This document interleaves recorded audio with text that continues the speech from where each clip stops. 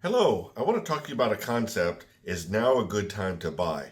And I was just recently speaking to a group of people, and I pulled out this stat that we have that Keller Williams research enabled for us.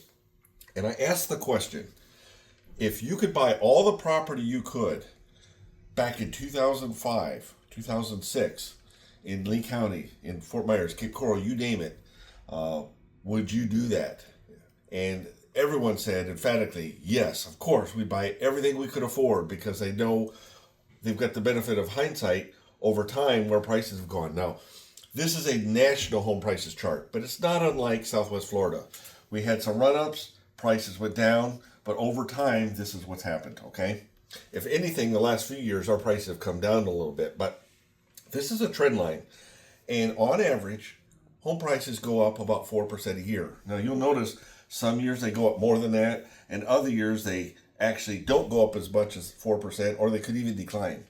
But back in '05 and '06, prices were 21% above trend, above that 4% price appreciation line. So you might say, well, people were overpaying for properties. And if you were going to sell in a year or two, you could definitely make that argument.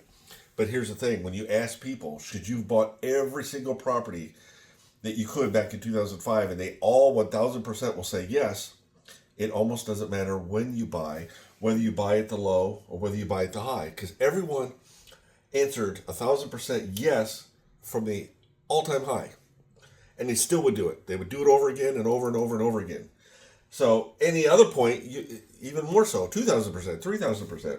The bottom line is you are better off buying and holding real estate over time as much as you can afford. Buy your second home, buy an investment home, buy a third home, buy a fourth home. I'd buy one or two every year if you could. Now, I know not everybody could do that, but the point is the more you can buy and can control and even mortgage it, because with leverage, you're only putting maybe 25% down, but you're controlling 100% of the asset. 100% of the asset is going up 4% per year over time on average. And you're only controlling it with 25% down, and you're letting the income from the property hopefully make most of the payment. You can get wealthy over a long period of time. The other advantage that real estate has over stocks are you are your own master. You know your real estate market. You know that house on the block. You know what the neighborhood's doing. But the stock, you don't. You don't know what the CEO has been up to. Have they been up to fraud? Have they got some goofy things going that nobody knows about that they haven't reported? Is there inside information? There's very little inside information in real estate. Yeah, somebody might know that Target's going to be building in this part of town, or a new hospital is going up. But absent that, there's not a lot of inside information that a CEO of a company might know that you wouldn't know. So is now a good time to buy? I think whether it's prices are high or prices low, it's always a good time to buy. The question is it a good time to sell? So we're asking the wrong question. But I'd tell people, stop trying to time the market.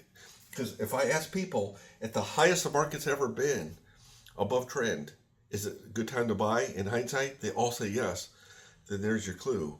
It's always a good time to buy. Might not always be the best time to sell. But buy when you can. Get with a good real estate professional. Sit down, strategize, and see what options work best for you. Thanks for tuning in. I'm Brett Ellis with the Ellis Team at Keller Williams in Fort Myers. The Ellis Team at Keller Williams is a family affair.